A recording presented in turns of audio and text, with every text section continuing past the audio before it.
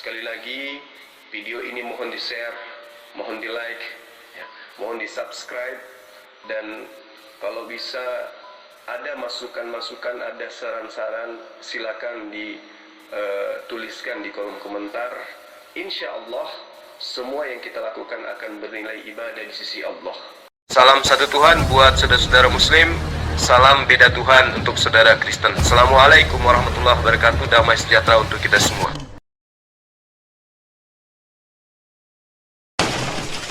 Terima kasih untuk ya langsung. Hah? Belum ya? Oh ya sudah. Begini, saya atur dulu di sini karena hujan keras, jadi saya atur dulu. Itu saya.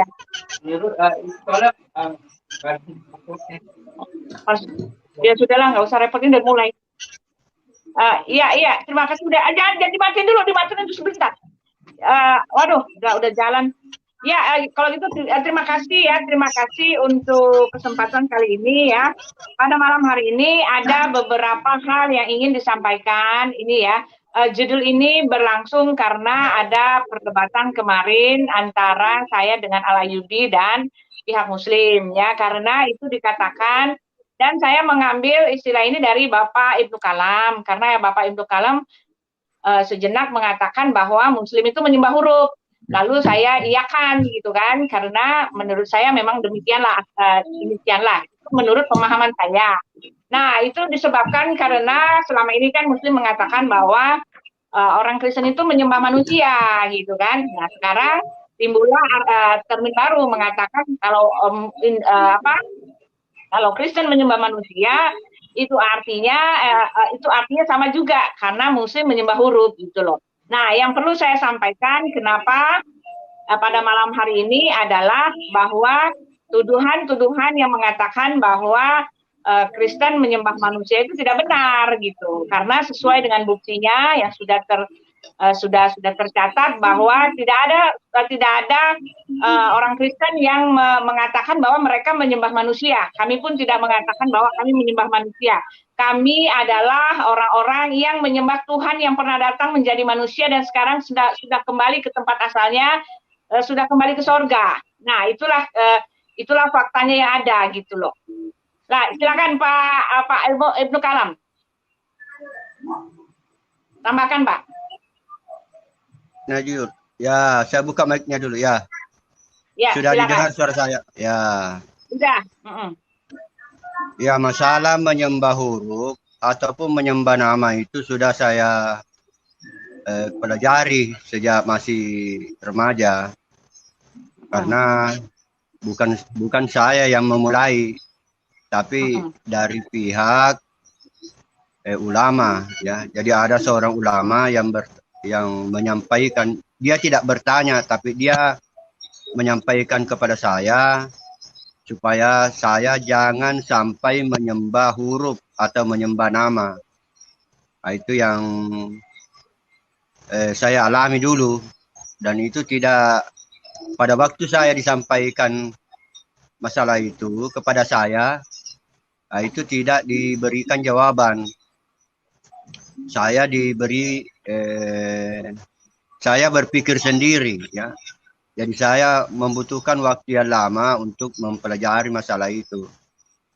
Demikian pula ada dua masalah waktu itu, yaitu masalah siapa yang menyatakan Allah itu ada di dalam Ka'bah, maka dia musyrik.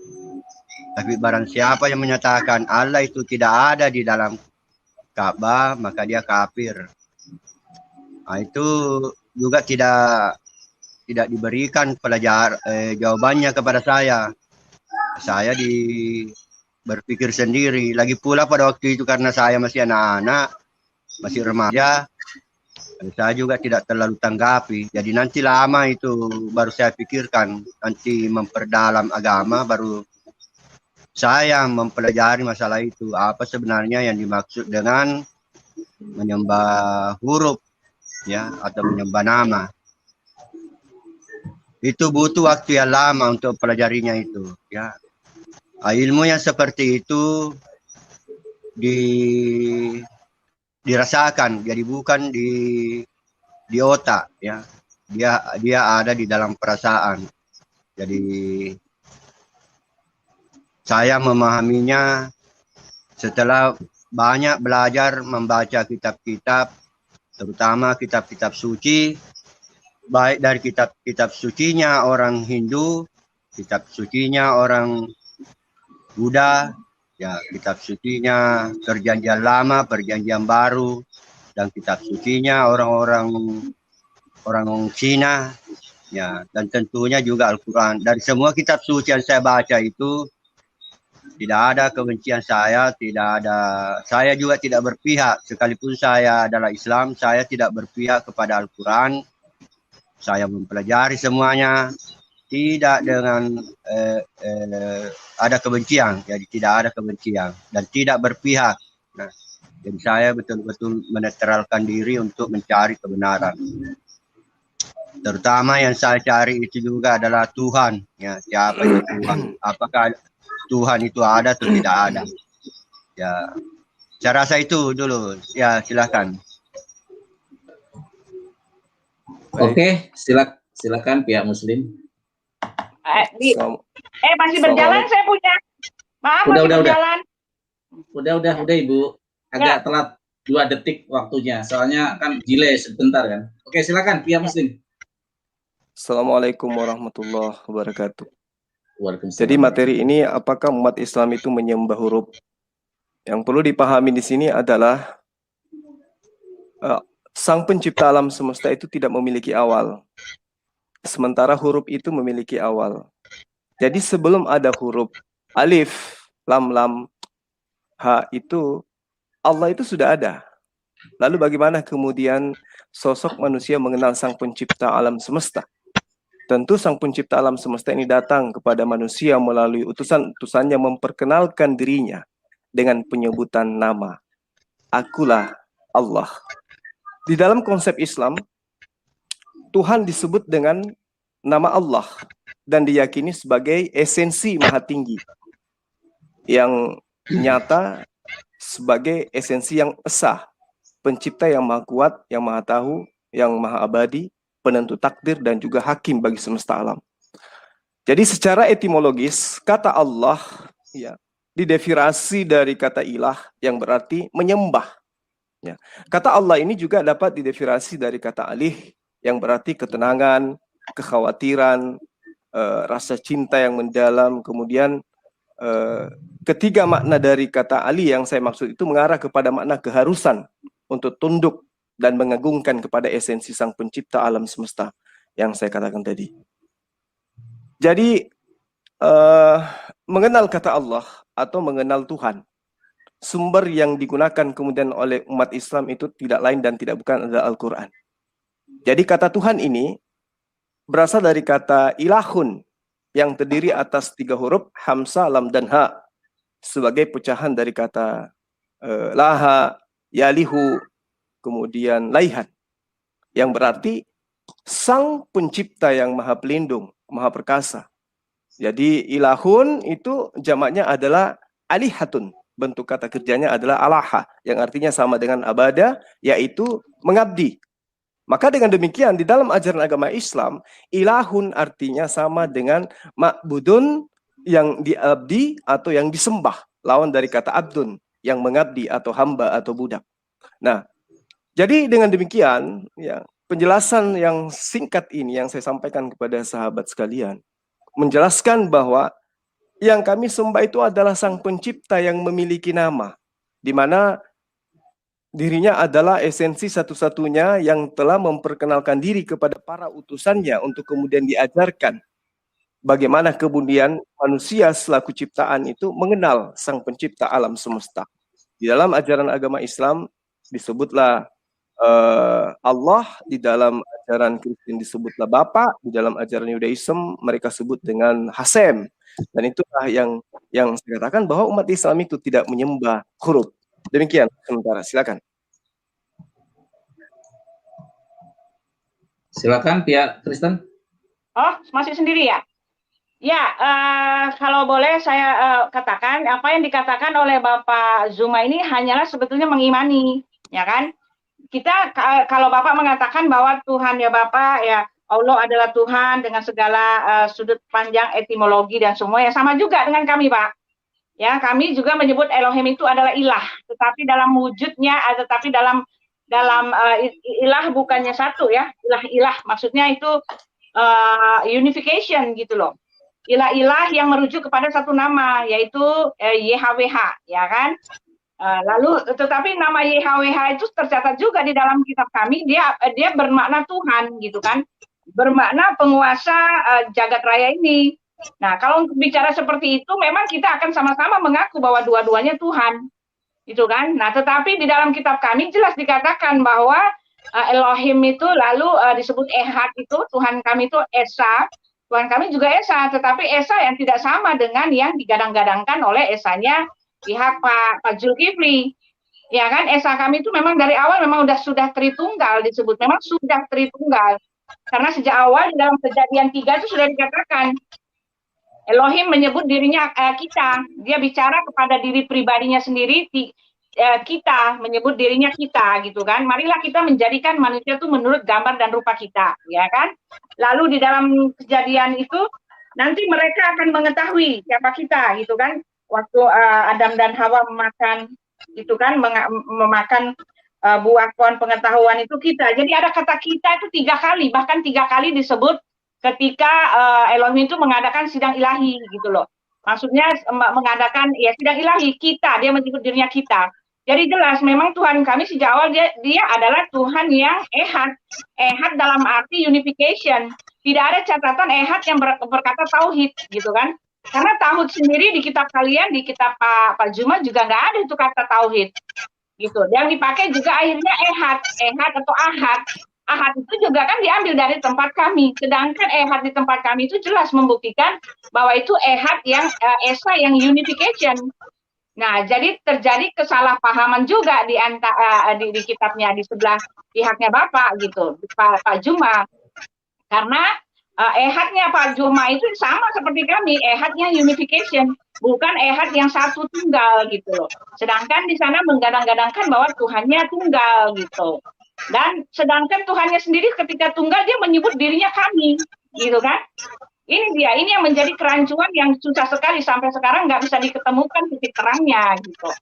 Nah itu saja yang saya kasih tahu. Jadi ketika Tuhan Pak Juma, pihak Pak Juma mengatakan kami menyembah manusia, oh tidak bisa. Karena apa? Karena yang dibilang manusia itu jelas dia adalah Tuhan. Sejak awal sudah dikasih tahu bahwa dia akan datang menjadi manusia.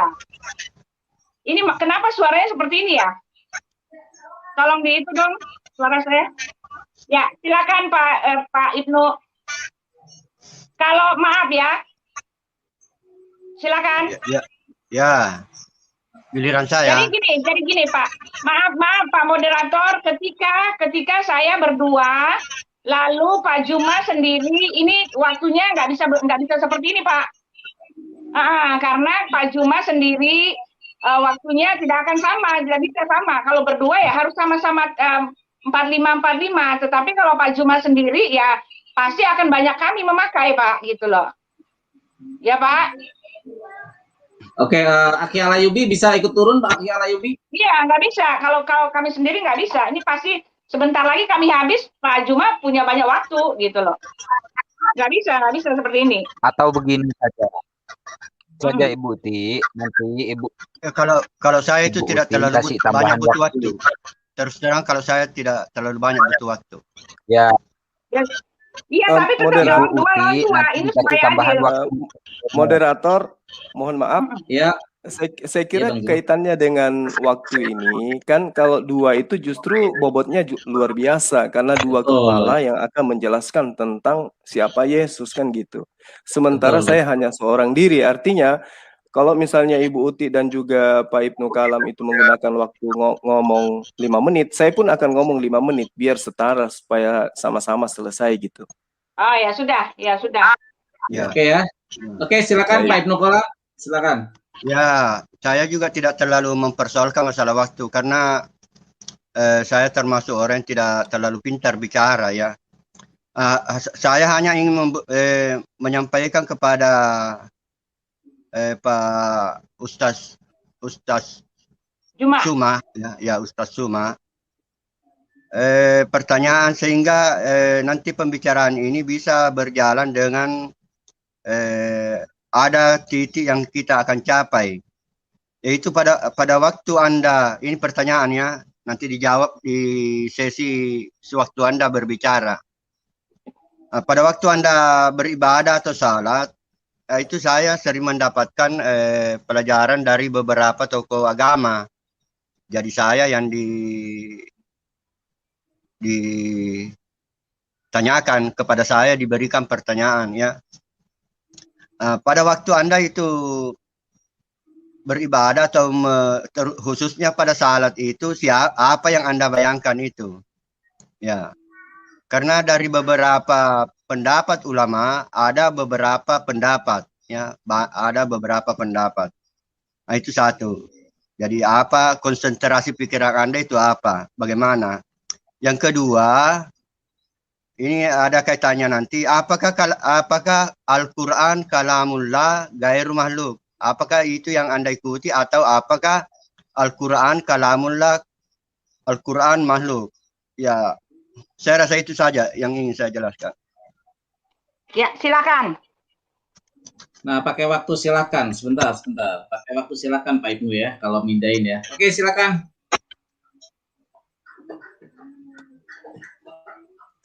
Silakan Bang Zuma. Oh, saya ya? Oke, baik. Ya, Pak Ustaz Suma. Baik. Apa konsentrasi Anda? Bagaimana waktu Anda salat itu, bagaimana Anda berkonsentrasi? Baik. Jadi di dalam ajaran agama Islam itu, Pak, dikatakan bahwa Sang Pencipta alam semesta itu bukan makhluk dan dia tidak sama seperti apapun. Laisa kamitslihi syai'un. Dia tidak bisa dibayangkan setara dengan apapun. Dalam arti kata bahwa apakah umat Islam ketika beribadah membayangkan sosok? Nah, kalau kita berbicara mengenai sosok, berarti kita berbicara mengenai hal yang baru. Berbicara mengenai hal yang baru berarti kita berbicara mengenai makhluk. Nah, apakah Sang Pencipta alam semesta itu makhluk? Tentu bukan. Lalu apa yang dibayangkan ketika kita beribadah? Nah, inilah indahnya di dalam berislam. Ketika umat Islam itu beribadah, mengumandangkan takbir, misalnya dalam sholat, maka yang muncul pada saat itu adalah sembahlah Allah seakan-akan engkau melihatnya.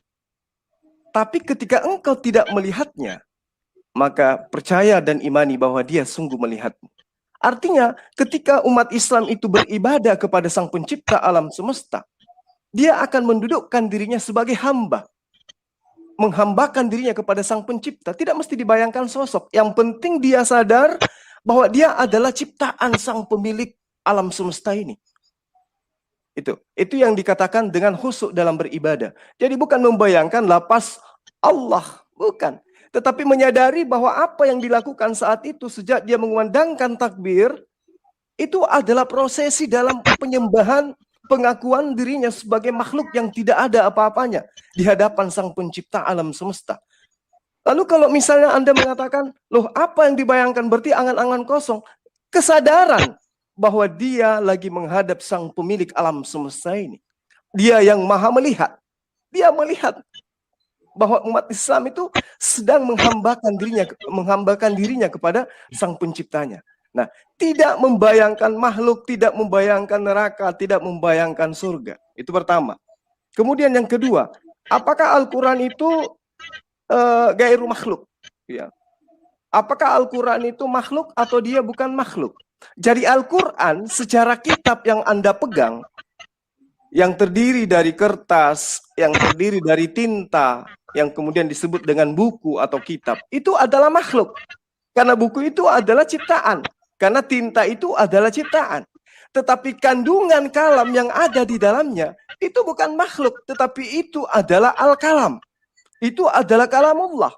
Itu adalah sifat, itu adalah kehendak Allah. Seperti misalnya, ketika saya pingin makan nasi, apakah keinginan makan nasi itu adalah di luar daripada diri saya? Tentu tidak. Itu adalah kehendak yang melekat pada diri saya. Bahwa saya selaku manusia memiliki sifat ingin makan. Dan itu melekat pada diri saya. Bukan cuma hari ini. Hari ini saya ingin makan. besok saya nggak makan-makan lagi, lusa baru makan lagi. Itu tidak seperti itu. Tetapi ada sisi di mana sifat saya itu adalah pingin makan. Pingin makan itulah yang merupakan diri saya, kehendak saya. Dan itu adalah bagian daripada saya. Nah, kalamullah yang tertuang di dalam kitab suci Al-Quran, itu adalah al-kalam. Sifat yang melekat pada diri Allah. Kehendak Allah. Demikian. Nah, kembali Ya. saya ingin... Belum sorry. saya. Ini saya menjawab pertanyaan Bapak. Sekarang giliran saya bertanya. Oh ya. Boleh Pak ya? Silakan. Pertanyaan yang sama. Apapun agama Anda, ketika Anda beribadah, apa yang Anda bayangkan? Silakan. Bagus. Ya. Ya, Ibu Uti, saya harap saya dulu berdua, nanti Ibu Uti belakangan. Silakan. Ya, mendengarkan saja. Ya. Dari penjelasan Pak Ustaz, saya mau tanya dulu, apakah pernah bertarekat? Islam itu adalah tarekat, Pak, jalan. Tidak yang biasa disebut orang misalnya tarekat. Oh saya iya. tidak pernah bertarekat. Kalau begitu saya berikan penjelasan begini. Silakan. Dari beberapa tarekat itu, misalnya di tarekat Naksabandia itu, yang dibayangkan itu pada awal-awal belajar orang adalah guru. Gurunya yang dibayangkan. Itulah sebabnya orang-orang tarekat Naksabandia itu dikafirkan oleh kelompok Muhammadiyah. Saya lupa bukunya itu, pernah saya membeli bukunya itu, tapi pengarangnya saya lupa namanya, tapi nama daripada buku itu masih saya ingat. Yaitu pembelaan tarekat Naksabandia. Kenapa dia perlu membuat buku? Karena dikafirkan oleh kelompok Muhammadiyah. Ya.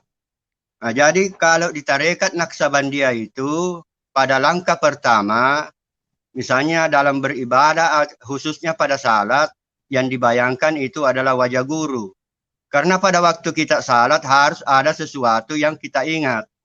Sementara kalau dari penjelasannya tadi Pak Ustaz, itu kesadaran. Maka kalau kesadaran itu yang ada pikirkan, maka saya menyatakan bahwa Tuhan Anda itu adalah kesadaran. Yang kedua yang ingin saya sampaikan, kalau dari tarekat yang lain lagi, misalnya tarekatul Muhammadiyah, yang dianjurkan itu dibayangkan adalah Ka'bah. Barang siapa yang tidak menghadirkan Ka'bah di hadapannya pada waktu dia salat, maka dia tidak sah salatnya. Itu pendapat tarekat tarekatul Hawalatiyah.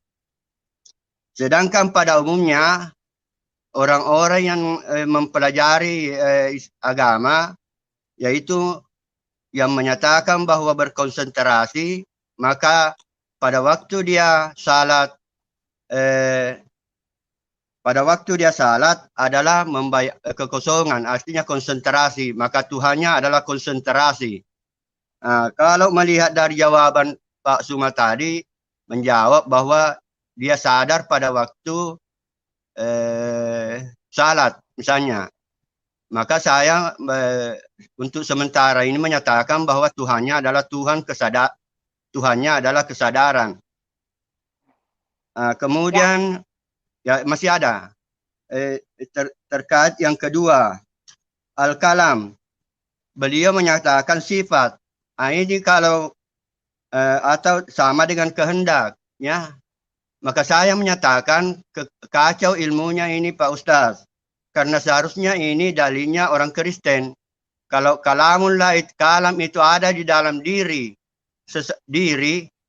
Tuhan, maka itu adalah dalilnya Trinity, bukan dalilnya Tauhid, bukan dalilnya Tauhid. Karena Tauhid di sini kalau di dalam Islam itu berbeda-beda pendapatnya dari 3 ulama besar, ya, yaitu Asy'ari, kemudian Ibnu Taimiyah, kemudian Mu'tazilah, ya. Jadi sepertinya ada kekacauan berpikir di pihak Pak Suma. Nah, itu saya dulu saya jawab apa tadi pertanyaannya, Pak? Kalau Anda ibadah kepada Tuhan Anda, apa yang Anda bayangkan? Oh ya, bagus. Ya, apa yang saya bayangkan pada waktu saya ibadah, Nah, itulah ilmu yang untuk sementara ini harus saya ajarkan kepada orang itu harus berhadapan-hadapan dengan saya, Pak. Artinya harus dia terima ilmu itu berdasarkan ijab kabul. Tidak boleh Bapak saya sampaikan ajarkan aja di sini, dia. Pak, karena ini kan kita lagi berdebat. Maaf yang sebesar-besarnya, Pak.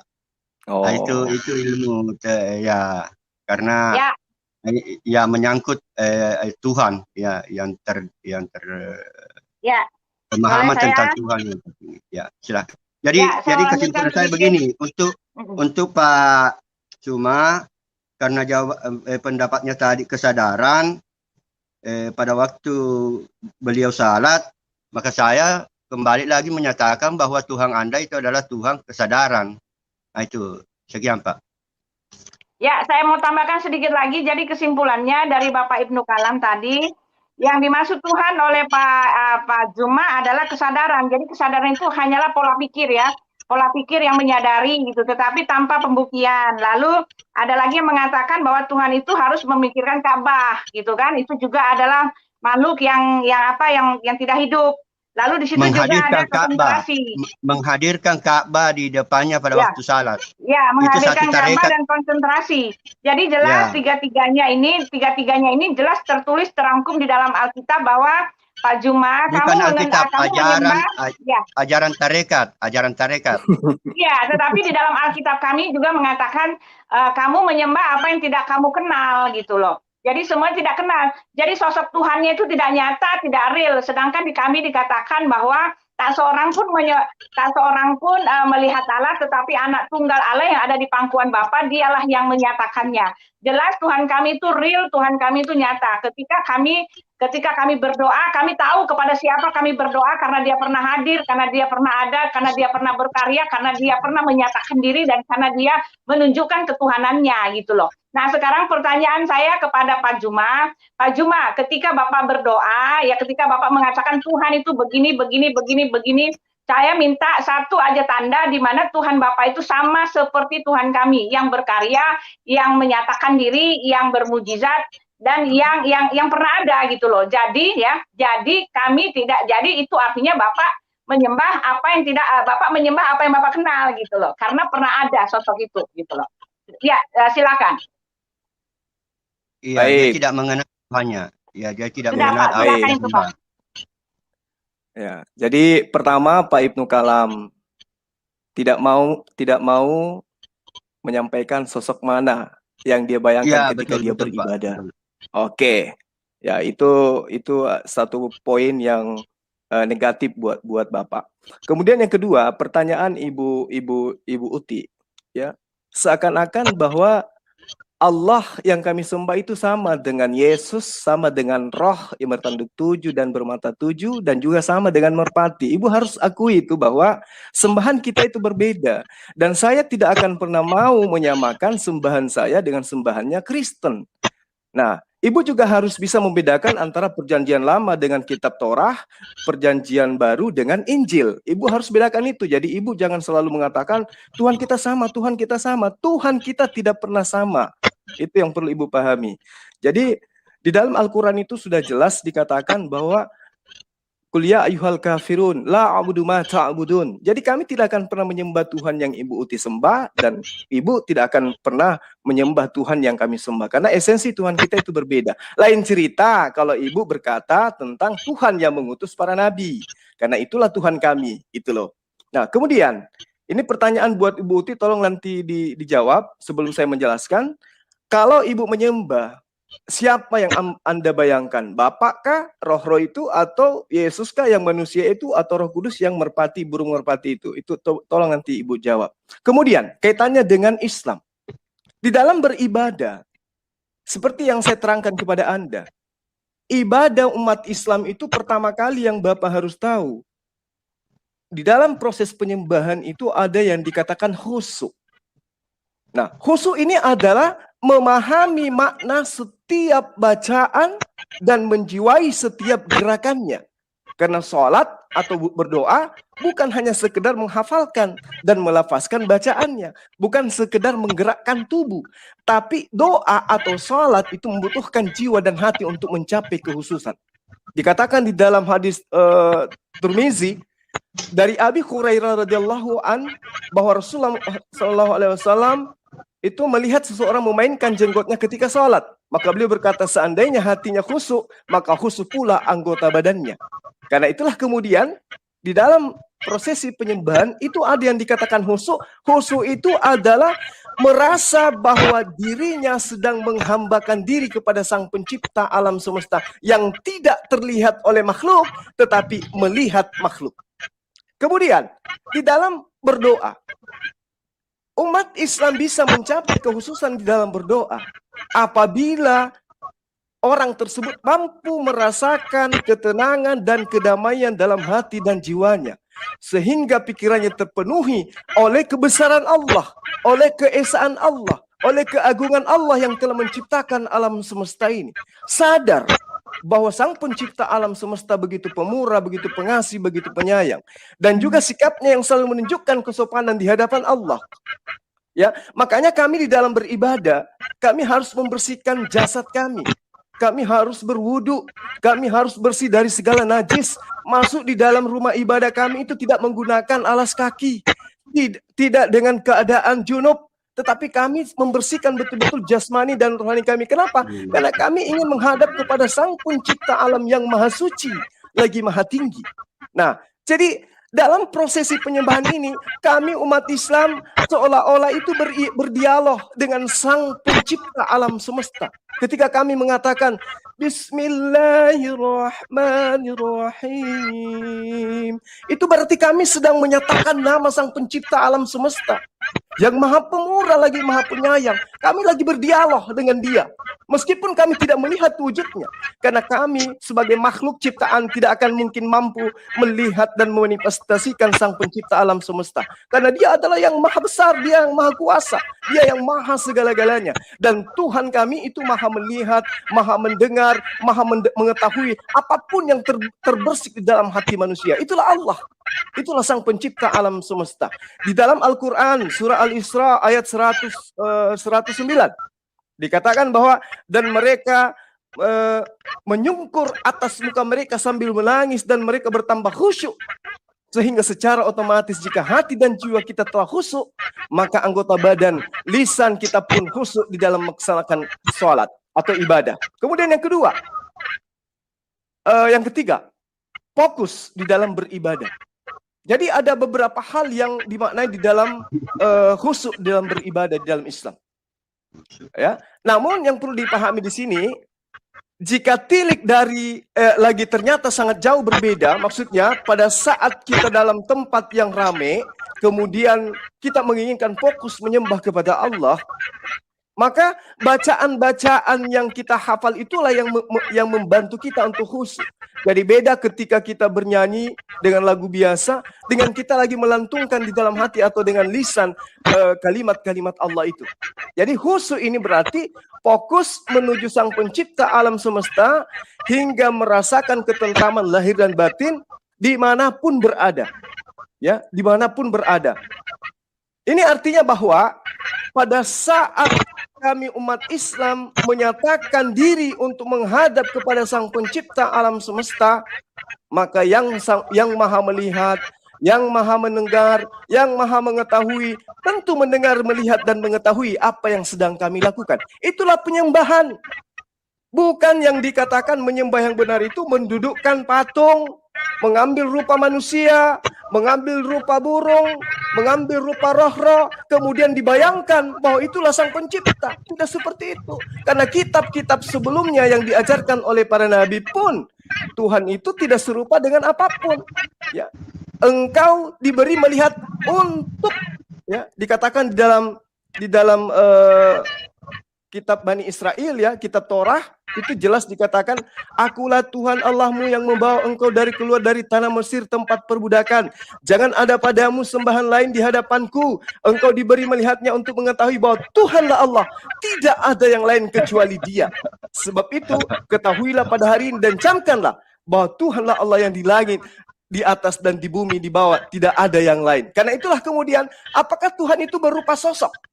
Seperti roh-roh, bertanduk 7 dan bermata 7, kemudian berupa manusia, berupa burung merpati. Apakah Tuhan seperti itu? Tentu tidak. Tuhan itu tidak bisa digambarkan dengan apapun, karena dia dimensi yang berbeda dengan makhluknya. Dia adalah sang pencipta. Demikian, mohon dijawab pertanyaan saya. Ketika Anda beribadah, siapa yang Anda bayangkan di dalam ibadah Anda? Layaknya Anda menginginkan saya menjawab untuk menentukan satu oknum dalam ibadah, yang saya bayangkan ini adalah sosok ini, saya pun bertanya kepada Anda berdua, siapa sosok yang Anda bayangkan ketika Anda beribadah? Silakan. Ya, siapa yang menjawab dulu? Ibu Hati atau Ibu Uti atau saya? Halo. Silakan Pak, waktu sudah berjalan. Pak Kalam. Saya. Dari penjelasan Bapak Suma yang panjang itu, Anda ditantang oleh 3 ulama, ya, yaitu ulama dari Tarekat Naksabandiyah, ulama dari Tarekat Muhammadiyah, dan Ibnu Taimiyah.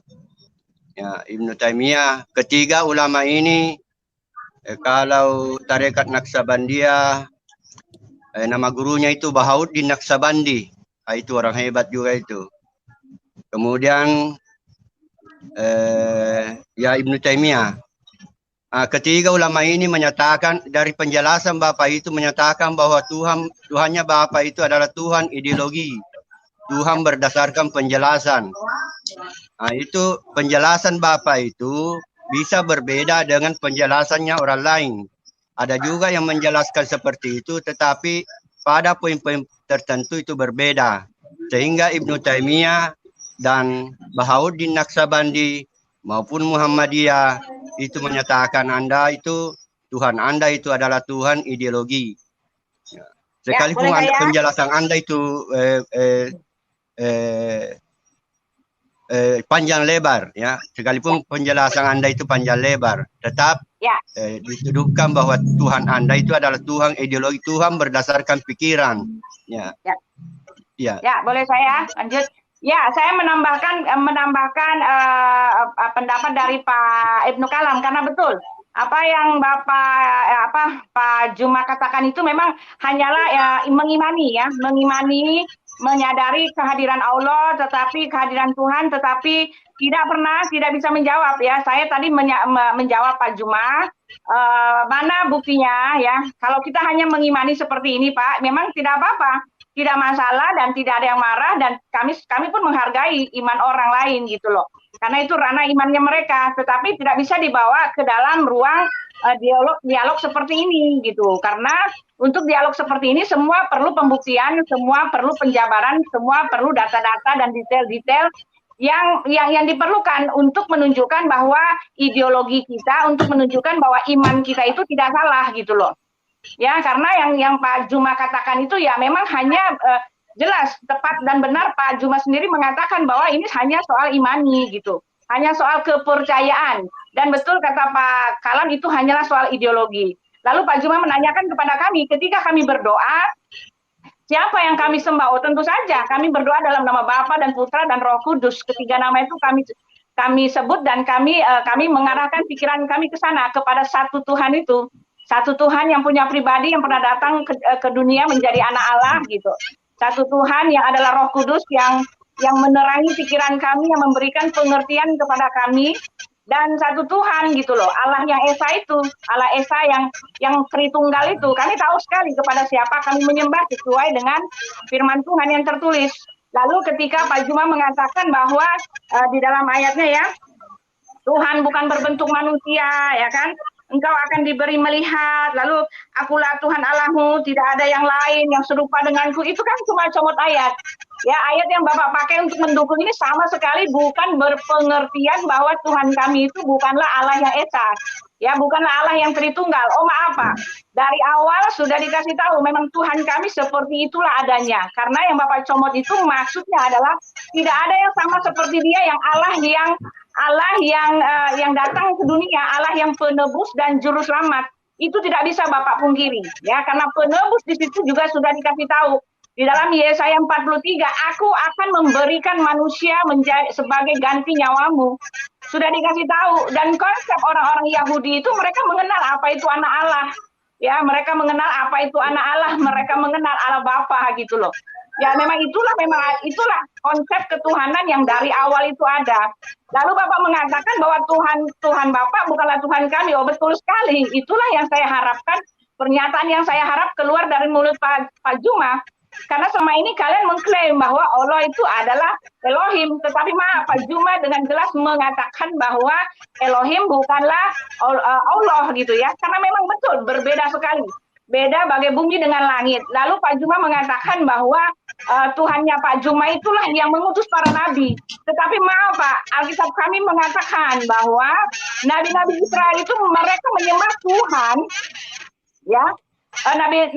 Tolong ini kenapa berisik ya? Nabi-nabi Israel itu bukan menyembah Tuhannya Bapa gitu loh.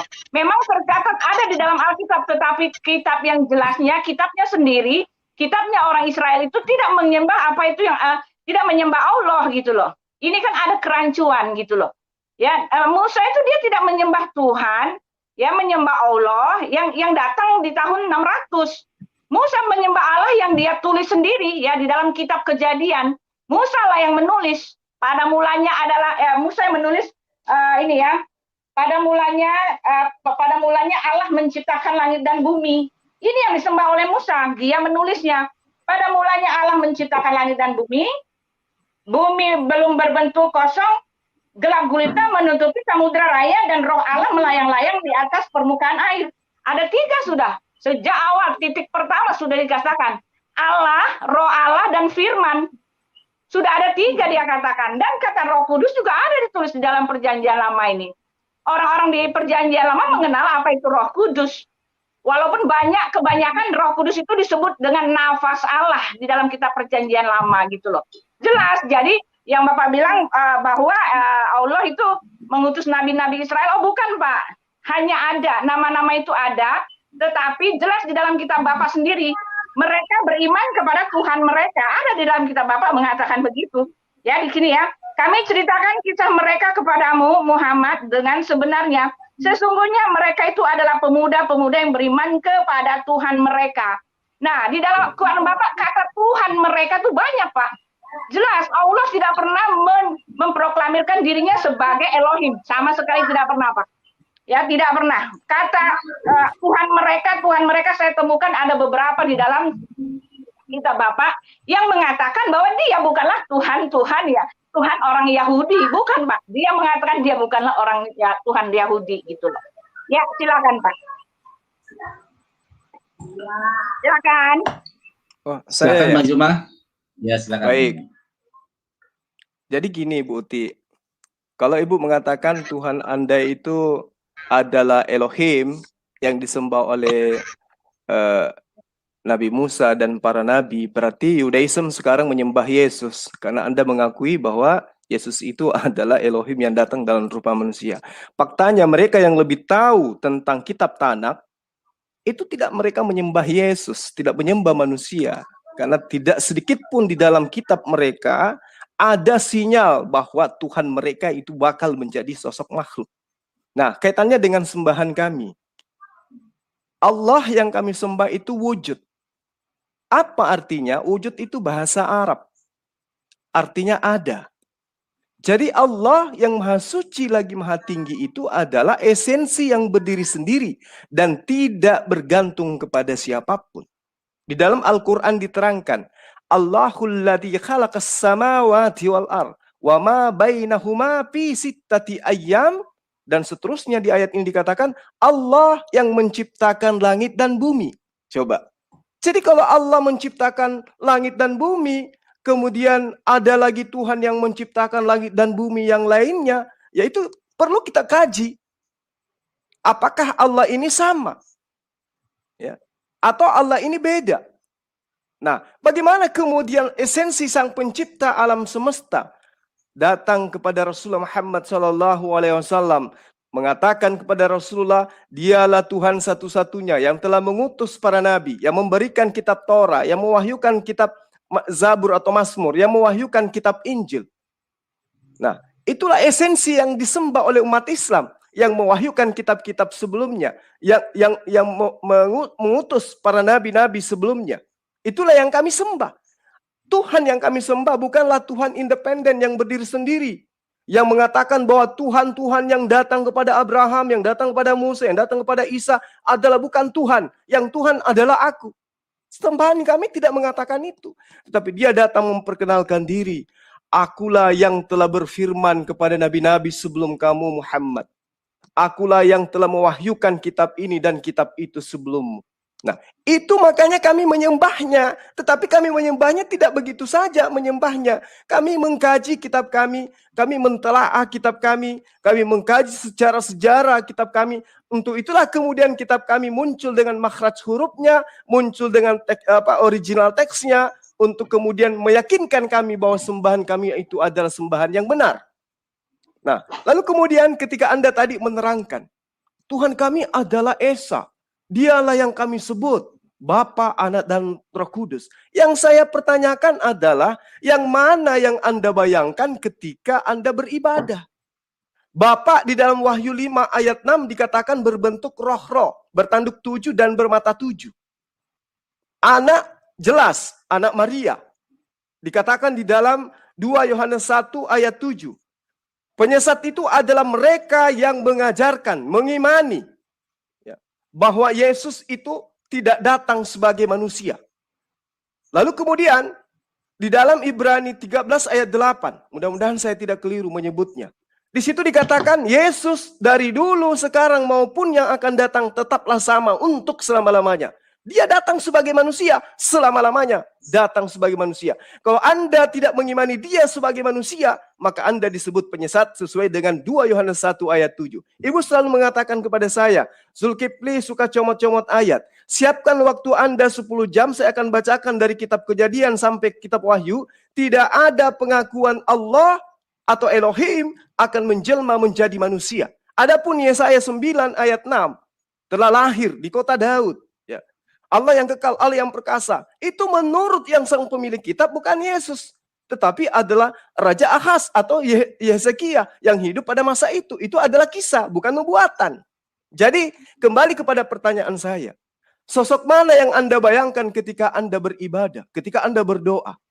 Apakah cuma satu atau 3 sosok?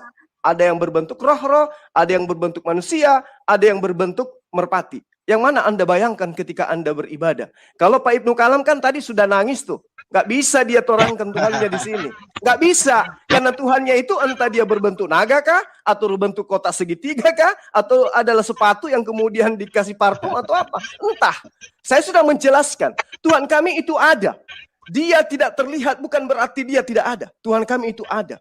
Bukan berarti ketika kami tidak mampu memunculkan dia wujudnya di dalam ibadah kami berarti dia tidak ada. Tidak, Tuhan kami tidak seperti itu. Alam semesta ini, bumi ini bagi Tuhan hanya sebutir debu di antara debu yang ada di atas muka bumi. Jadi kecil. Di dalam kitab Raja-Raja dikatakan, benarkah Allah akan turun bersama manusia di atas bumi? Sesungguhnya langit, bahkan seluruh langit yang melimuti langit sekalipun tidak akan mampu memuat Allah. Itulah Tuhan kami. Bagaimana mungkin kami bisa membayangkan yang begitu dahsyat dan begitu besar, yang maha kuasa. Yang pada intinya, di dalam ajaran agama Islam, ibadah tauhid itu adalah, ada yang dikatakan uluhiyah, ubudiyah dan seterusnya. Itu adalah ibadah penyembahan kami di dalam menyatakan diri kami sebagai hamba ciptaan Allah. Ya, karena Allah kami itu maha besar. Dia itu tidak terlihat tetapi dia ada. Dia nyata dengan adanya alam semesta ini. Karena alam semesta ini ada, tentu ada penciptanya. Meskipun penciptanya itu tidak datang menyatakan diri, akulah yang menciptakan bumi ini. Dalam wujud manusia dan seterusnya. Atau dilahirkan. Kemudian dia mengajarkan bahwa akulah sang pencipta alam semesta. Itu tidak ada. Bahkan Yesus yang disembah sahabat-sahabat Kristen. Justru ketika dia datang ke muka bumi, mengajarkan Bani Israel sebagai pengikutnya, untuk menyembahnya kepada esensi Allah sang pencipta alam semesta. Kata Yesus, hidup kekal itu adalah mereka mengenal engkau satu-satunya Allah yang benar dan mengenal aku sebagai utusanmu. Itu yang terpenting. Nah sekarang pertanyaan saya kembali. Ketika Anda beribadah, sosok mana yang Anda hadirkan, yang Anda katakan satu di dalam Anda berdoa? Silakan. Siapa yang mau menjawab? Siapa yang menjawab? Ibu Uti atau saya? Saya dulu. Ya, Ya, maaf di mute semua ya, supaya nggak berisik. Maaf tolong di mute semua yang lain supaya nggak berisik. Oke, tolong di mute ya. Yang lain di mute tolong. Ya, ini jangan terus ya. Semua. Ya, ini tadi Pak Zulkifli jelas masih saja bicara tentang imani, walaupun dengan penegasan bahwa Tuhan yang kamu imani itu bukan berarti tidak ada. Karena yang kita bicarakan ini adalah pembuktian. Apapun perkataan Pak Zulkifli tidak membuktikan bahwa Tuhan Pak Zulkifli itu ada gitu loh. Karena yang Pak Zulkifli itu adalah imani, semua dalam ranahnya imani. Nah, sekarang Pak Zulkifli membawa ayat ya untuk mendukung bahwa Tuhan kami itu adalah Tuhan yang bukanlah Tuhan gitu, karena Yesus itu kata Pak Zulkifli bukanlah Tuhan. Lalu PL itu bukan kitab kami, tetapi maaf Pak, kitab PL itu kami buka siang malam dan ini ada dalam kitab kami. Betapapun Pak Zulkifli mengelaknya bahwa PL itu bukan kitab kami, tetapi maaf Pak, itulah kitab kami. Kitab kami terdiri dari Perjanjian Lama dan Perjanjian Baru, dan itu ada hubungan yang sangat dekat sekali, ada hubungan, ada kait-mengkait yang tidak bisa dipisahkan gitu loh. Betapapun Pak Zulkifli menyangkalnya bahwa PL bukan kitab kami. Lalu Pak Zulkifli mengatakan kalau begitu Yudaisme menyembah Yesus. Maaf Pak Zulkifli. Kenyataannya yang sebenarnya adalah Yudaisme itu mereka bukannya tidak mengenal konsep anak Allah, tidak mengenal konsep Trinitas, bukan. Mereka hanya menolak bahwa Yesuslah yang dimaksudkan itu. Mereka hanya menolak bahwa Yesuslah yang penggenapan itu. Sedangkan Yesus mengatakan, aku datang bukan untuk meniadakan hukum Taurat, melainkan untuk menggenapinya. Sudah genap semua apa yang tertulis di dalam kitab Taurat, bahwa dan hampir segala sesuatu disucikan menurut hukum Taurat dengan darah.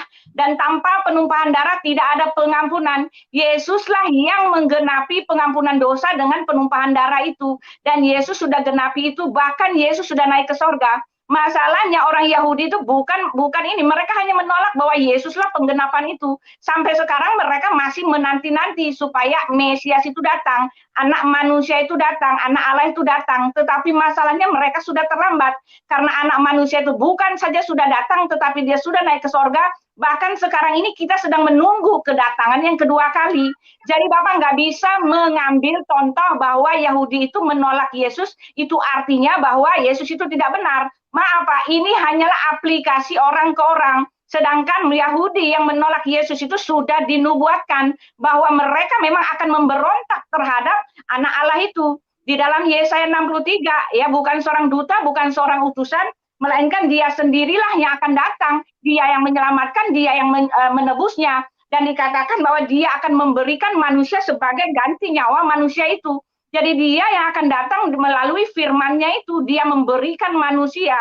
Dan ketika Bapak mengatakan di dalam Yohanes 2, Yohanes 1 ayat 7 itu untuk penyesat, maaf Pak, di situ dikatakan barang siapa yang tidak mengaku bahwa Kristus telah datang sebagai anak manusia, itu justru untuk Bapak. Ketika Bapak mengatakan Kristus itu artinya Tuhan, Tuhan yang datang sebagai manusia, Bapak tolak, itulah artinya antikristus itu. Itu maksud yang dimaksud oleh Yohanes, karena Yohanes mengatakan bahwa kami ini ada di dalam yang benar, dikatakan dengan jelas di situ.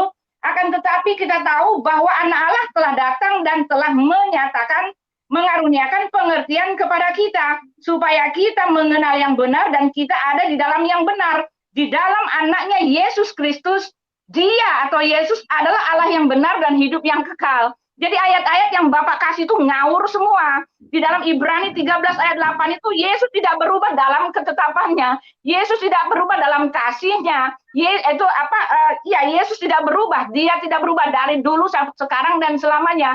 Ketika dia mengasihi, dia akan mengasihi. Itu maksudnya Pak. Konteksnya lihat dulu. Lalu di dalam Yesaya 9 ayat 5 itu juga ngawur. Bapak mengatakan itu untuk Raja Ahaz.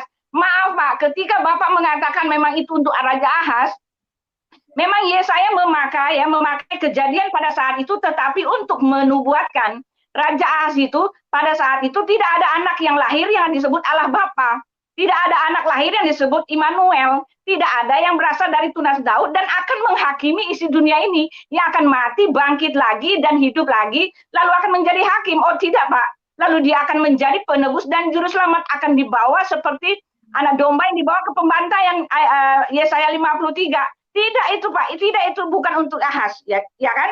Nah setelah itu Bapak mengatakan bahwa sosok ya, itu bukan berarti Tuhan itu tidak ada. Maaf Pak, lagi-lagi Bapak di sini hanya berasumsi dan hanya memberikan pengertian Bapak sendiri, kesadaran Bapak akan ketuhanan dan hanya membuktikan keimanan Bapak, sedangkan Bapak sudah gugur menyalah-nyalain kami dengan mencomot-comot ayat yang salah gitu loh. Silakan Pak Ibnu. Ya, faktanya Pak Ustaz itu menyembah Ka'bah. Ya, secara fisik itu Nabi Muhammad juga menyembah Ka'bah. Itu secara fisik. Secara rohani bagaimana? Nah, itu. Kalau dari pembicaraannya Pak Ustaz, itu kembali kepada Tuhan yang tak dikenal. Tuhannya Parmenides.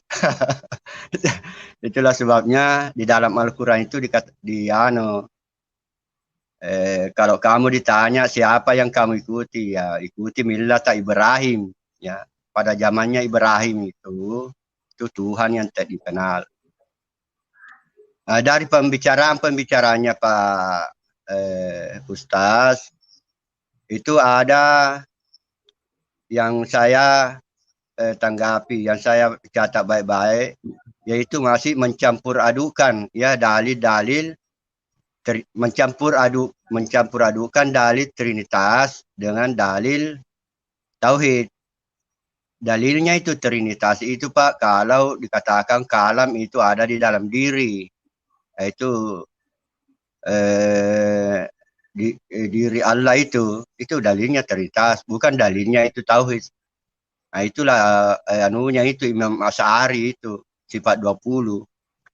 Kemudian yang kedua, kayaknya Pak Ustaz belum memahami istilah sembah, ya belum memahami itu istilah sembah. Ya, jadi secara nanti saya jelaskan itu sebentar. Kalau bagaimana wujud yang disembah oleh orang Kristen, nanti dari Trinity itu saya jelaskan. Tetapi dari pembicaraan itu yang ada saya ulang sekali lagi bahwa ada 3 ulama yang menentang Anda itu, karena Tuhan Anda itu adalah Tuhan yang tak dikenal, atau oleh Ibnu Taimiyah itu dikatakan kepada Anda itu pada waktu Ibnu Taimiyah berdebat dengan orang Asy'ari itu Tuhan Anda itu adalah Tuhan ideologi. Kenapa dikatakan Tuhan ideologi? Karena kalau ada 5 orang yang menjelaskan tentang Tuhan yang seperti itu berbeda-beda. Jadi jangan sekali-kali disematkan Tuhan, jangan sekali-kali penjelasan itu disematkan kepada Tuhan. Itu tidak mencukupi itu penjelasan Anda itu tentang Tuhan. Jangan. Harus itu penjelasan Anda itu Anda pahami sendiri. Itu belum mampu menjelaskan tentang Tuhan. Ya, kalau kita baca di Alkitab itu misalnya di kitab Ayub itu jelas. Allah itu besar, tak terjangkau oleh pengetahuan kita, tahun-tahunnya tak terselidiki. Nah, itu hebat Tuhannya orang dulu itu. Sama saja dengan di Al-Quran itu. Itu Tuhan yang tak dikenal. Tetapi setelah kedatangan Yesus itu Tuhan Tuhan bisa dikenal. Dan nanti Anda itu kayaknya juga kurang tahu membedakan antara Tuhan dengan Allah. Nah, ini kelompok Islam ini. Cukup dari Ibnu Taimiyah saja saya lawan Anda. Nah, itu sepertinya Anda sudah tidak mampu memahami Tuhan yang Anda tahu itu adalah Tuhan ideologi, Tuhan yang tak dikenal. Ya. Nah, itu jadi ada 2 ya yang masih belum bisa dipahami oleh Pak Ustaz, yaitu masalah menyembah, masalah Tuhan dengan Allah. Ya, secara fisik itu Pak, Bapak itu menyembah Ka'bah. Itulah sebabnya Tarikatul Muhammadiyah mengatakan hadirkan Ka'bah pada waktu salat. Karena kalau yang Anda hadirkan itu adalah konsentrasi, maka konsentrasi itulah Tuhanmu.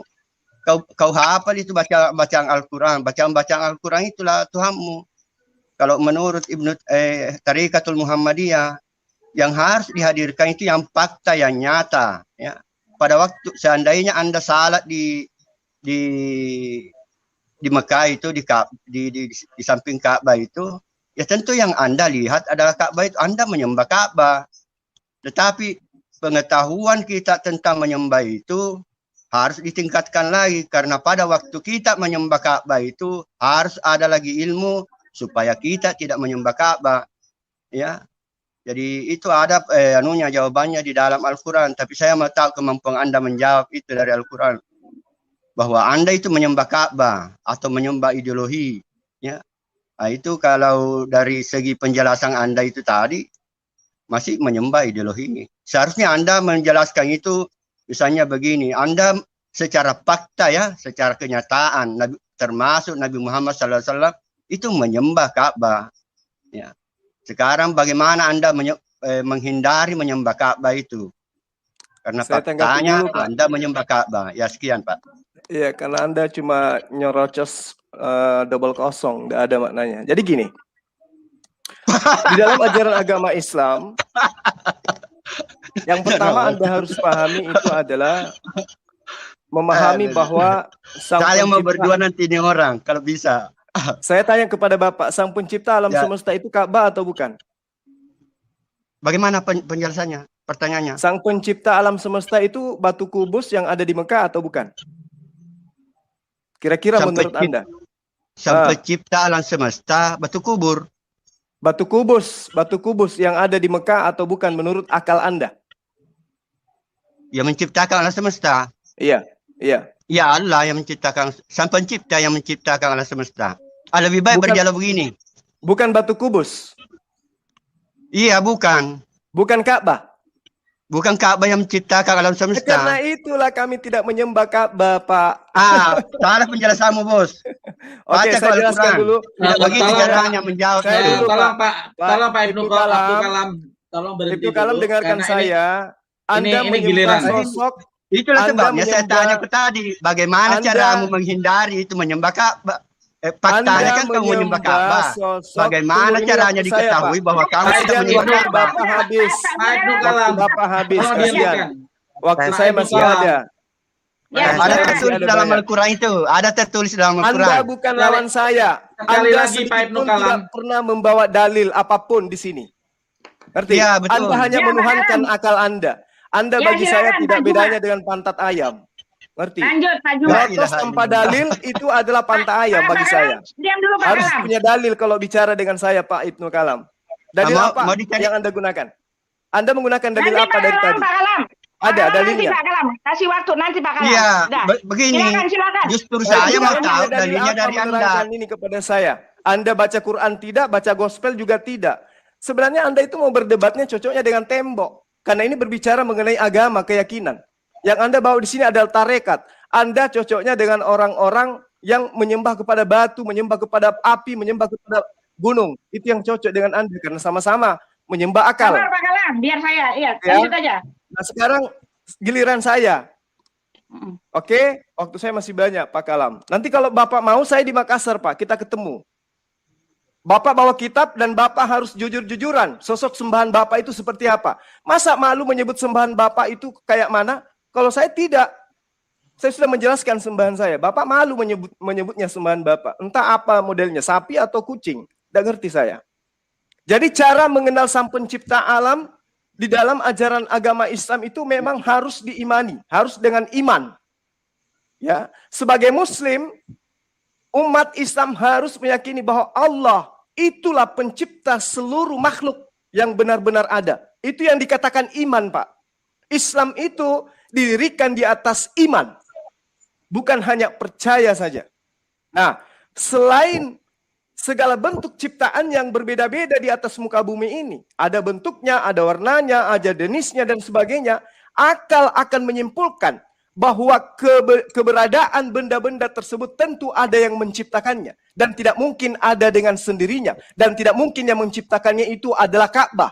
Batu kubus yang sering dicuci, yang sering dibersihkan oleh orang di Mekah. Selain itu, ya, Anda sebagai orang yang memahami ilmu kalam, saya tahu Anda adalah orang filsafat. Panca indera kita ini juga mengakui adanya Sang Pencipta, Allah yang Maha Suci lagi Maha Tinggi. Karena kita melihat ada orang yang berdoa, ada yang menyeru kepada Sang Pencipta alam dan meminta sesuatu padanya untuk dikabulkan. Adapun tentang pengakuan fitrah itu telah disebutkan oleh Allah di dalam Al-Qur'an. Di dalam Al-Qur'an loh, saya bawa ayat, saya bawa dalil. Iman kami berdasar kepada kitab suci, bukan asumsi tarekat. Ya, di Al-Araf ayat 172-173.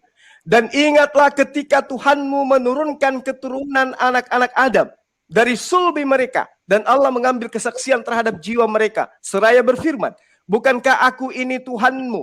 Mereka kemudian menjawab, betul engkau adalah Tuhan kami mempersaksikannya, kami lakukan yang demikian itu agar kami pada hari kiamat tidak mengatakan sesungguhnya kami Bani Adam adalah orang-orang yang lengah terhadap ini, terhadap keesaanmu maksudnya. Atau agar kamu tidak mengatakan sesungguhnya orang tua kami telah mempersekutukan Tuhan sejak dahulu, sedangkan kami ini adalah anak-anak keturunan yang datang setelah mereka.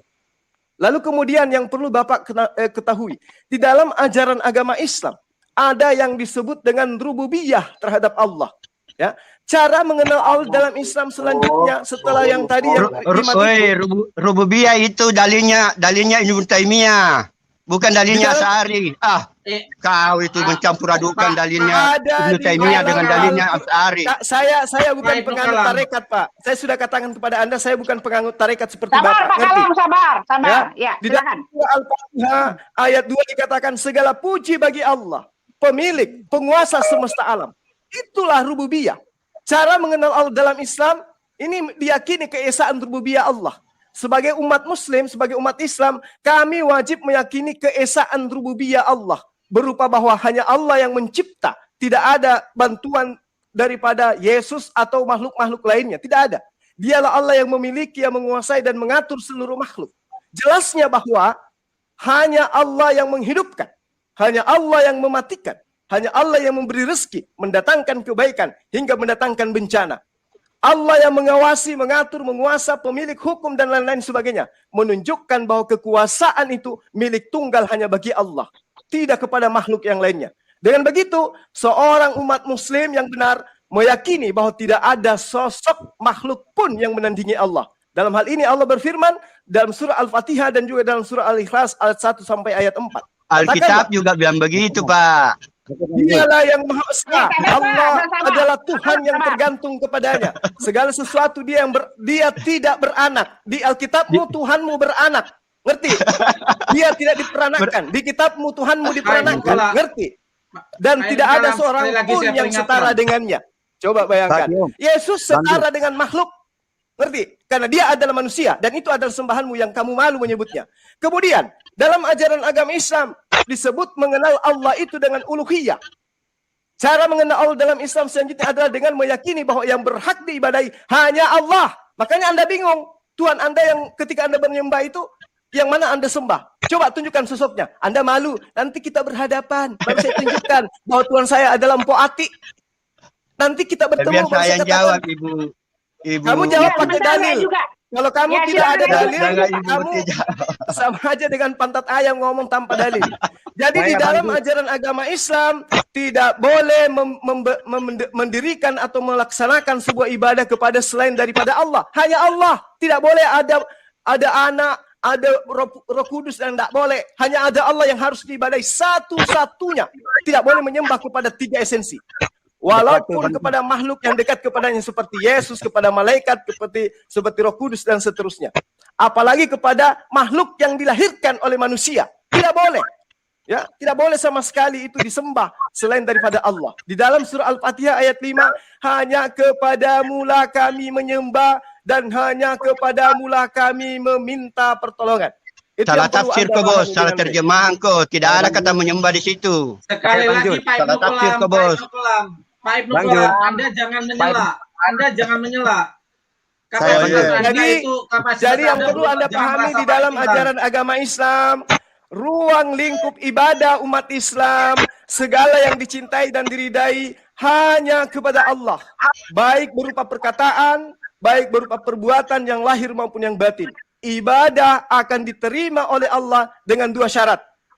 Satu, ikhlas hanya untuk dirinya. atau Jul. mutaba'ah. Ikhlas Saya, yaitu mencari ridha hanya semata kepada Allah. Sedangkan yang kedua, mutaba'ah, yaitu mengikuti sunnah dari Nabi Muhammad SAW. Oleh karena itu, orang yang meyakini keesaan hak hanya milik Allah, maka dia hanya akan mengibadahi satu pribadi, yaitu Allah. Tidak ada embel-embel menyembah kepada anaknya atau kepada utusannya berupa Roh Kudus. Hanya kepada Allah saja. Sekarang pertanyaan saya, ketika Anda ibadah, siapa sosok yang Anda bayangkan di dalam ibadah Anda? Jangan malu-malu untuk menyebutnya di sini. Silakan. Bang Jul. Silakan Pak Ya, Kelam. Ya, saya dulu Bapak sebentar, sudah Pak. hadir. Ini udah tinggal iya, sedikit iya. waktu kita, Pak. Pak Ilmu Kalam. Nah, jelas ya, Silakan. sekali lagi walaupun Pak Jumat teriak-teriak Allah begini, Allah begitu, tetap intinya adalah hanya meyakini. Karena Pak Jumat tidak bisa membuktikan bahwa pernyataan saya, bahwa ayat-ayat yang dipakai oleh Pak Juma untuk menyatakan bahwa Yesus itu bukan Tuhan adalah salah semua. Bapak tidak sangka itu, tetapi Bapak hanya bercuap-cuap mengenai keesaan Tuhannya Bapak, lalu hanya begitu saja. Terus dari awal sampai akhir Bapak hanya berideologi, Bapak hanya mengimani apa yang Bapak percayai. Jelas seperti yang Bapak Kala mengatakan bahwa itu hanyalah ideologi Bapak gitu loh. Yang saya minta dari tadi adalah di mana pernyataannya, di mana ada bukti bahwa yang Bapak percaya itu ada, seperti dia menyatakan diri di tempat kami gitu loh Pak. Seperti bagaimana Tuhannya Bapak itu sama seperti Tuhan kami. Ya jelas tadi Bapak mengatakan seperti ini. Ya, Bapak mengatakan seperti ini tadi sama saya ya. Bapak bilang begini, harus diimani, bukan hanya percaya. Nah itu dia. Ya harus diimani bukan hanya percaya, yaitu itu kena di Bapak sendiri, bukan hanya percaya dan imani. Bapak harus memberikan buktinya kepada kami. Untuk itulah kami dan Bapak itu berdialog. Kalau Bapak tidak bisa membuktikan apa yang Bapak asumsikan itu, apa yang Bapak percaya itu, ya sia-sialah gitu loh Pak. Ya silakan saja berasumsi sendiri, mengimani sendiri tanpa pembuktian.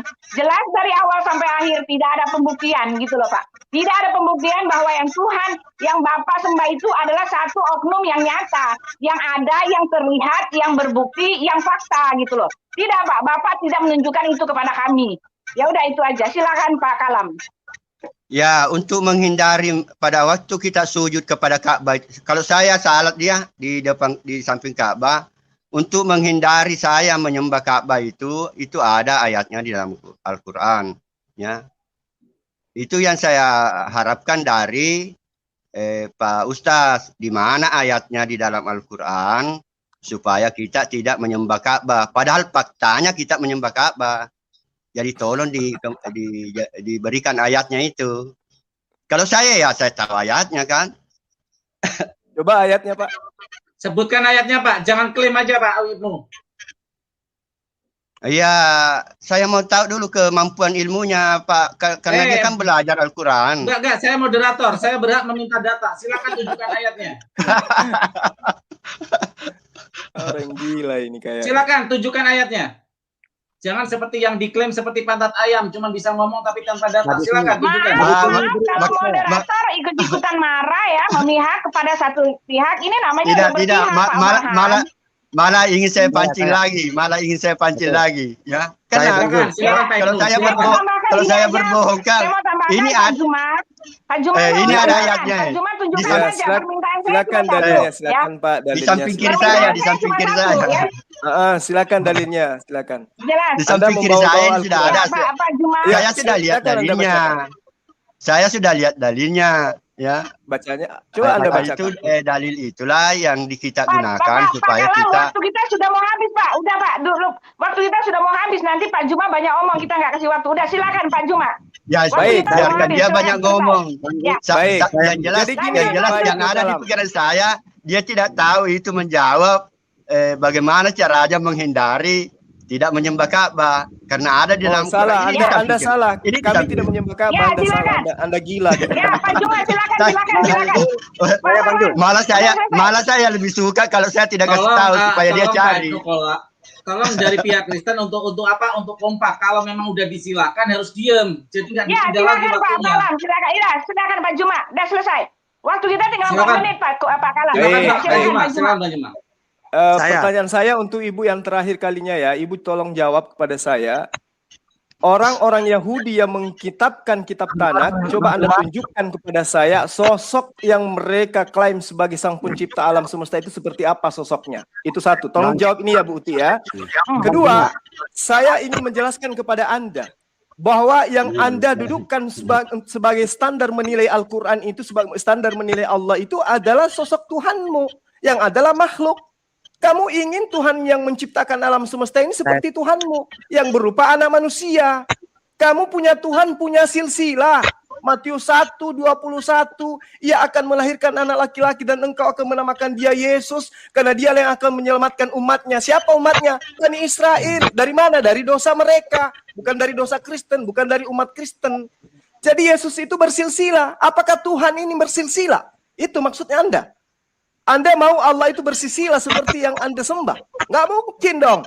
Lalu kemudian Tuhan Anda cuma memimpin Bani Israel. Matius 2 ayat 6. Dan engkau Bethlehem tanah Yehuda, engkau sekali-kali bukanlah yang terkecil di antara mereka yang memerintah Yehuda. Karena daripadamu lah akan bangkit seorang pemimpin yang akan menggembalakan umatku Israel.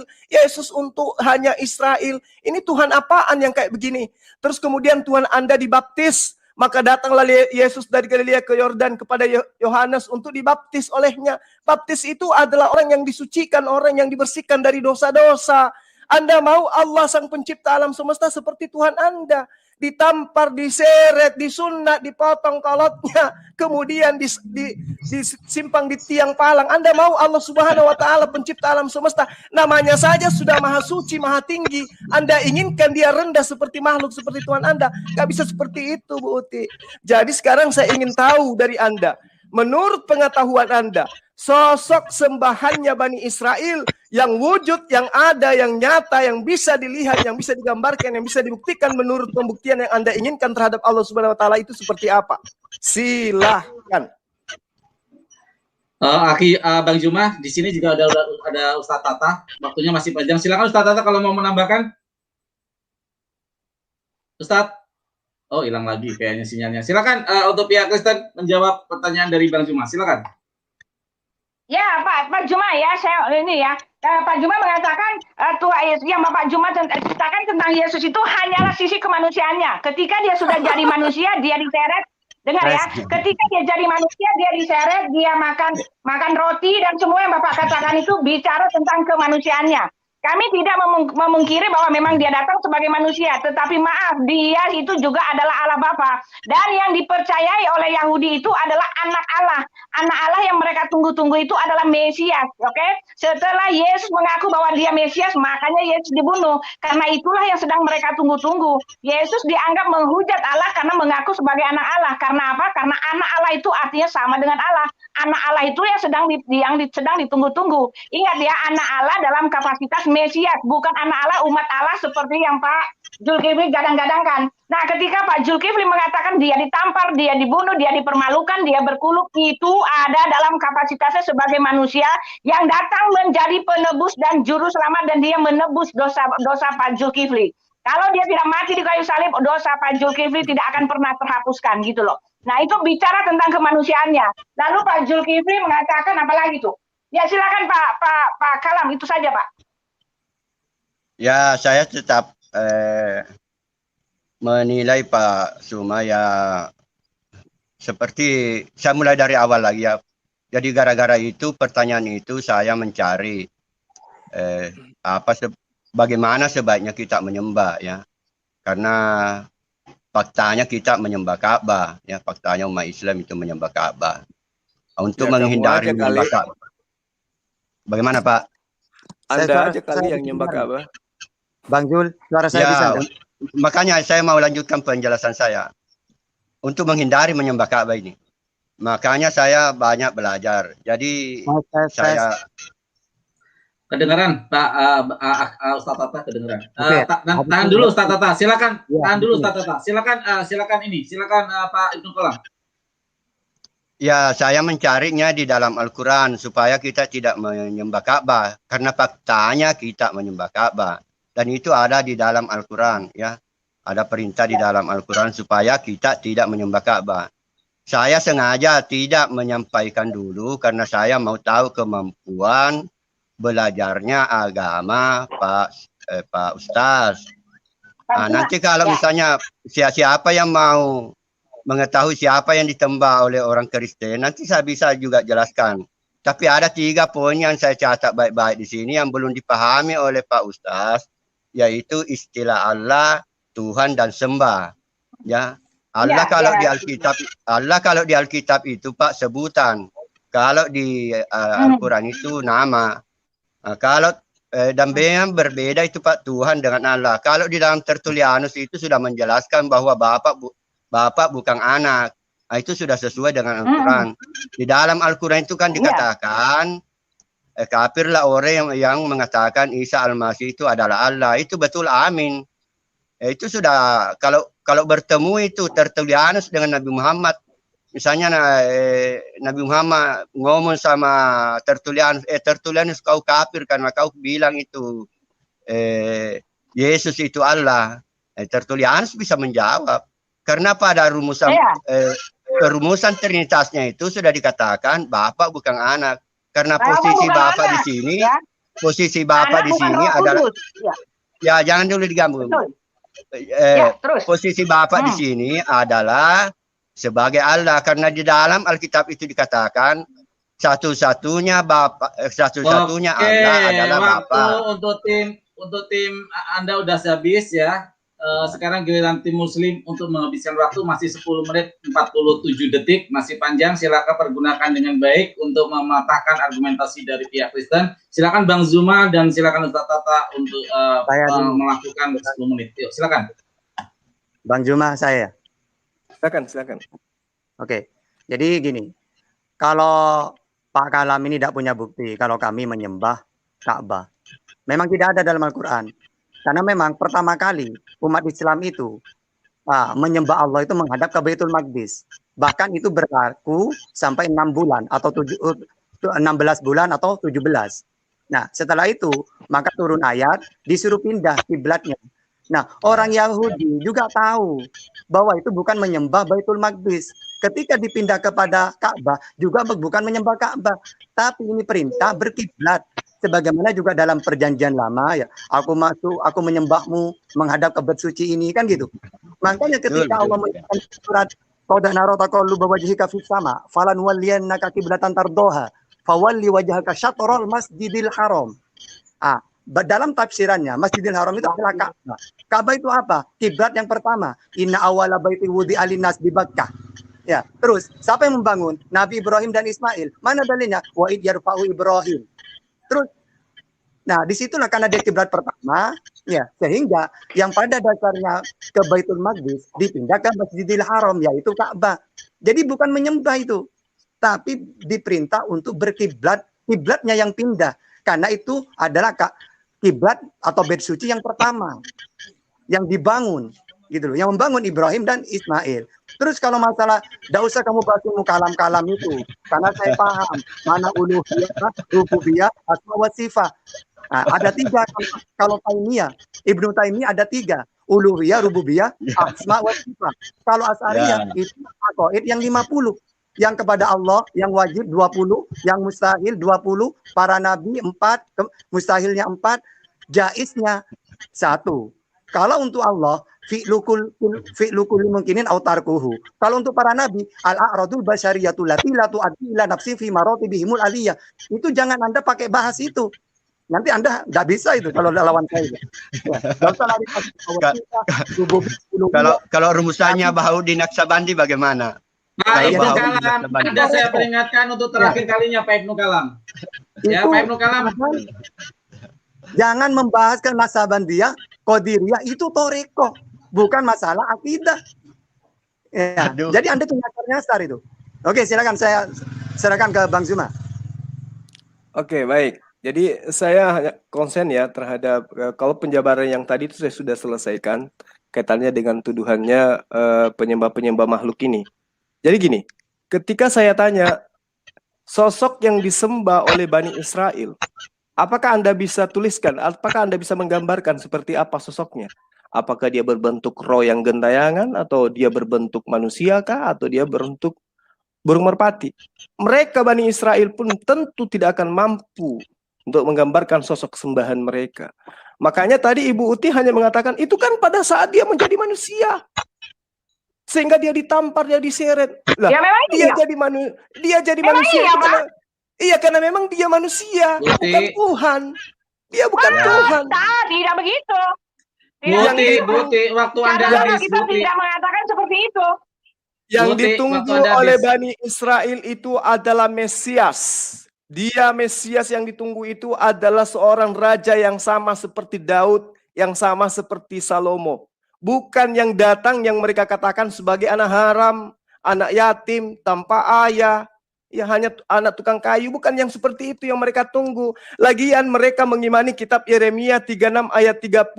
Sebab itu beginilah firman Tuhan tentang Yoyakim, Raja Yehuda. Ia tidak akan mempunyai keturunan yang akan duduk di atas tahta Daud. Dia tidak akan memiliki keturunan yang akan duduk di atas tahta Daud. Sementara Yesus itu adalah keturunan Yoyakim. Itu adalah keturunan Yoyakim. Yesus itu keturunan Yoyakim. Comot ayat. Jadi mau saya bacakan satu kitab gitu. Jadi Yeremia 36 ayat 30, sebab itu berfirmanlah Tuhan tentang Yoyakim, kakeknya Yesus, Raja Yehuda. Ia tidak akan mempunyai keturunan yang akan duduk di atas tahta Daud. Jadi bagaimana mungkin kemudian Matius 1 ayat 1 mengatakan dia adalah anak Daud, dia lahir seorang raja lahir di kota Daud bernama Yesus. Bagaimana mungkin? Sementara dalil dari kitabnya Bani Israel dikatakan firman Tuhan tentang Yoyakim, Raja Yehuda. Yoyakim tidak akan mempunyai keturunan yang akan duduk di atas tahta Daud. Jadi tidak mungkin Yesus itu akan diterima sebagai Mesias yang ditunggu oleh orang-orang Yahudi. Ya, itu yang perlu Ibu pahami. Bukan karena Yesus itu mengatakan dia Tuhan, maka dia ditolak. Waktu aja saya ngasih tahu. Bukan karena Yesus itu datang sebagai Tuhan karena dia ditolak. Karena dia datang itu mengatakan dirinya sebagai Mesias, makanya ditolak. Sementara Mesias yang ditunggu itu bukan dari keturunan Yoyakim. Yesus dari keturunan Yoyakim. Jangan-jangan Ibu nggak tahu. Jadi di dalam 1 Tawarik ya 3 ayat 15, anak-anak Yosia, anak sulung ialah Yohanam, anak yang kedua ialah Yoyakim, anak yang ketiga ialah Zekedia, dan anak yang keempat ialah Salum. Jadi tidak mungkin sang pencipta alam semesta itu inkarnasi dilahirkan oleh manusia. Maka Yesus ditolak bukan karena ditolak dia sebagai Tuhan, tetapi dia ditolak sebagai Mesias. Hanya orang Kristen yang diajarkan melalui penjajahan Romawi Yunani terhadap tanah Yudea yang kemudian melanjutkan ajaran politeisme, yang kemudian mengajarkan ajaran penyembahan terhadap roh-roh. Apakah Tuhannya Kristen itu hanya berupa roh? Tidak. Tuhannya Kristen itu berupa roh-roh. Di dalam Wahyu 5 ayat 6, itulah ketujuh roh Tuhan yang diutus ke bumi. Kalau 7 roh berarti roh-roh. Penyembah roh-roh itu dianut oleh kepercayaan Yunani Romawi. Silakan Anda bantah dalilnya. Saya membacakan dalil kepada Anda. Wahyu 5 ayat 6, itulah ketujuh roh-roh Theos yang diutus ke bumi. Berarti sembahan Anda adalah roh-roh. Kalau secara spesifikasi daripada ayat itu berbentuk dia bertanduk 7 dan bermata 7. Nah, kembali kepada pernyataan saya bahwa Yesus itu adalah manusia yang Anda sembah. Dia bukan Tuhan. Dia adalah sosok anak manusia yang kemudian Anda katakan, oh iya memang pada saat itu dia adalah manusia. Justru karena dia adalah manusia, maka dia bukanlah Tuhan. Karena dikatakan di dalam Ibrani 13 ayat 8 yang Anda bacakan tadi, Yesus dari sejak dulu, sekarang, maupun seterusnya selama-lamanya. Jangan diganggu Bu, biar saya yang jawab. Berubah-ubah. Dia tetap Yesus. Dia tetap Yesus, tidak akan pernah berubah untuk selama-lamanya. 2 Yohanes 1 ayat 7, penyesat itu adalah mereka yang tidak mempercayai Yesus datang sebagai manusia. Oke? Sekarang Anda mempercayai Yesus sebagai... Bukan Yesus datang sebagai manusia, Kristus. Kristus itu artinya Tuhan. Buti. Kristus artinya Tuhan. Kristus itu artinya Mesias, orang yang diurapin. Daud juga diurapin. Kores juga diurapin, Harun juga diurapin, Salomo juga diurapin. Mereka semua adalah Kristus. Kalau Kristus adalah Tuhan, maka mereka adalah Tuhan semuanya. Pantas saja Ibnu Kalam tidak berani menyebutkan sosok Tuhannya. Ternyata Tuhannya itu adalah manusia, sang Kristus itu. Jadi di dalam ajaran kitab Anda sendiri, Matius 4 ayat 8 dikatakan, dan iblis membawa Tuhannya Kristen ke gunung yang sangat tinggi dan memperlihatkan Tuhannya Kristen setelah Tuhannya Kristen itu dibawa oleh iblis dengan kemegahan dunia. Itulah Tuhanmu, itulah sembahanmu, berupa manusia, berupa anak manusia, dan dia tidak memiliki kekuasaan apa-apa. Aku tidak dapat berbuat apa-apa dari diriku sendiri. Jadi dua kesalahan. Pertama, Anda salah menuduh umat Islam menyembah Ka'bah. Kedua, Anda salah karena menyembah makhluk ciptaan Allah. Jadi Tuhan kami menciptakan makhluk, dan makhluknya Anda tuhankan. Demikian, silakan Adinda Tahta. Silakan, masih 1 menit lebih, Ustadz Tata. Ya, saya akan meneruskan bahwa memang Tuhannya umat Islam dengan orang Nabi Israel itu sama. Nah, walaupun dalam Al-Quran banyak ayatnya ya. Bagaimana ini bisa bilang begitu? Tadi Pak Juma bilang bukan, sekarang kamu bilang sama. Bagaimana kalian nggak kompak? Yang tidak sama itu Tuhannya Kristen. Tuhannya Kristen dengan Tuhannya Islam itu tidak sama. Tapi Tuhannya Yudaism dengan Tuhannya Islam itu sama. Makanya belajar. Oh, tidak. Bagaimana bisa begitu? Tadi kamu bagaimana bisa begitu? Memang Yahudi menyembah Yesus. Nah, makanya Tuhannya walaupun di dalam Alkitab ya. Bukan tadi, bukan sih. Iya, dengerin aja nanti sudah. Ya. Buti, waktunya masih Islam. Ya. Saya kasih tahu ini tauhidnya para nabi. Dalam Ulangan 4:35. Engkau memberi penglihatan untuk mengetahui bahwa Tuhanlah Allah. Tidak ada yang lain kecuali Dia. Ya. Terus lagi Ulangan 6:4. Dengarlah Israel, Tuhan kita, Tuhan Allah itu Esa. Juga tauhidnya Nabi Daud. Sebab itu engkau besar ya Tuhan Allah. Sebab tidak ada yang sama seperti engkau. Jadi bukan manusia. Dan tidak ada Allah selain engkau. Nah ini Nabi Daud. Sekarang Nabi Salomo. Kemudian berdirilah Salomo di depan Misbah. Tuhan di hadapan segenap jemaah Israel. Nah, dia tidak tangannya ke langit lalu berkata, ya Tuhan Allah Israel. Tidak ada Allah seperti engkau. Nah jadi sama seperti Al-Quran. Laisa kamitslihi syai'un. Tauhid Nabi Yesaya. Ya. Oke, terima kasih. Uti, udah habis Ustaz Tata. Waktunya sayang sekali udah habis ya. Jadi Uti, kalau ada yang ngomong jangan disautin, waktu Anda sudah habis. Pak Ibnu Kalam juga jangan begitu ya. Jadi konteksnya jadi malah seperti ini, seperti berantakan gitu. Ya udah, terima kasih. Diskusinya telah berlangsung dengan baik. Terima kasih kepada pihak Kristen yaitu Bu Uti dan Pak Ibnu Kalam.